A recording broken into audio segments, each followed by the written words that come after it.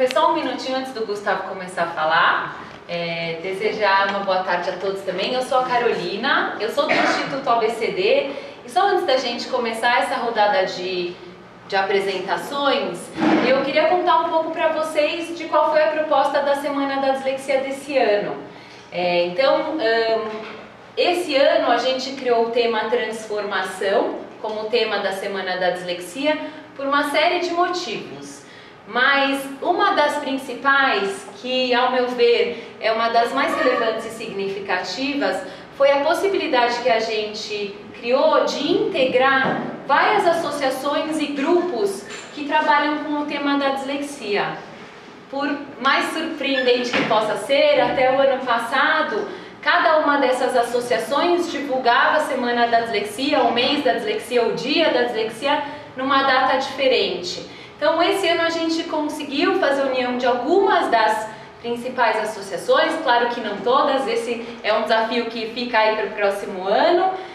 Integramos então a ABD, a Associação Dislexia e Agora, o Instituto ABCD, a Inspirare, o Dislex Club, dentre algumas outras ações, para juntar e criar um único dia para divulgação dessa semana. Afinal de contas, a gente está falando aqui de uma causa que, apesar da relevância, ainda é pouco conhecida. Então, com a união de todos esses esforços, a gente consegue ampliar e criar cada vez mais barulho. E, de fato, isso tem acontecido. Foi uma semana muito gratificante. Então, durante essa semana, a gente criou algumas iniciativas. Todos os parceiros promoveram algumas ações, palestras. Nós ficamos muito felizes com a divulgação e com as ações criadas, que foram realmente desde o norte ao sul do país. Então hoje a gente teve uma ação no Pará, em Belém. Ontem a gente teve uma ação em Santa Maria. Ao longo da semana fomos surpreendidos com uma ação no Espírito Santo, que a gente não sabia, mas que também surgiu por conta de toda essa divulgação. E além disso, nessa semana toda foi havendo um movimento nas redes, que foi o Social Buzz, que foi iniciado pelo Pipo, com a proposta de que cada um falasse 3 palavras positivas com D, para divulgar então essa causa, criar um barulho e realmente tentar atingir cada vez um número maior de pessoas. Então, eu fico muito feliz de estar aqui à frente, gostaria muito que tivesse alguém da BD aqui junto comigo, da Dislexia e Agora, do Inspirar, enfim, de todo mundo que mobilizou essa ação, porque de fato foi um movimento muito gratificante e que nos aproximou com a possibilidade da gente criar aqui uma semana única para essa divulgação. Nós começamos a semana no dia 19 de setembro, que já é o Dia Municipal da Dislexia, então é o dia aqui do município de São Paulo. Essa semana do dia 19 ao dia 26 permanece como uma semana fixa para todo mundo gravar e a cada ano começar a criar cada vez mais iniciativas.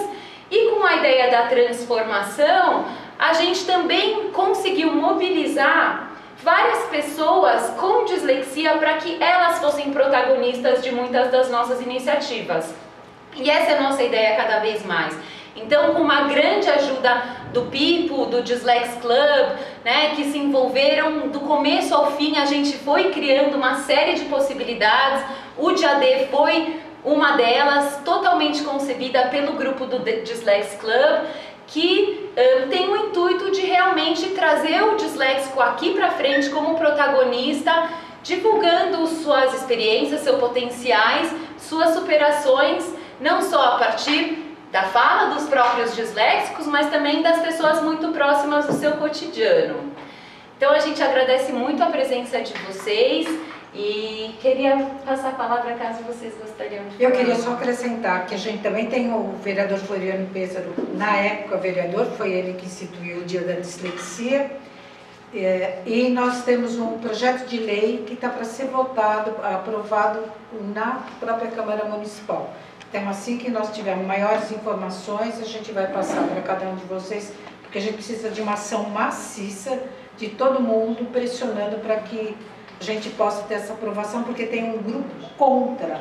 Então, a gente precisa, precisamos quebrar, né, essa distância e mostrar o quanto se pode trabalhar, investir, hoje é o resultado de todo um trabalho junto à dislexia.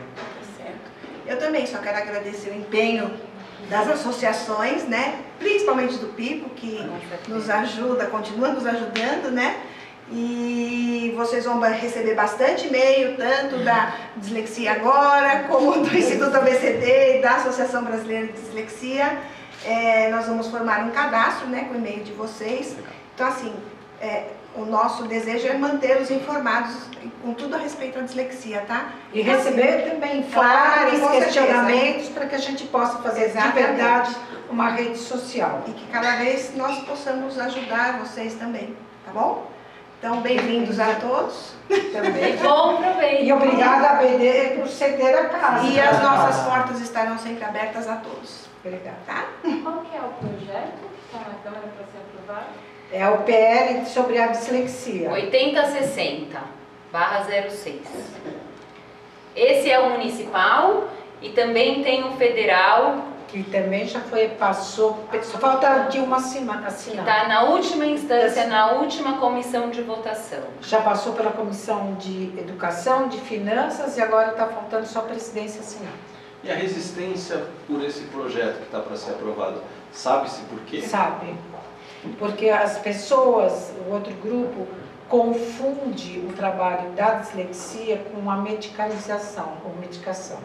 E a gente tem tentado trabalhar que não é por causa da dislexia a medicação. A medicação são de outras comorbidades. Essas PLs, esses projetos de leis, eles sempre contemplam o disléxico e o transtorno do déficit de atenção e hiperatividade.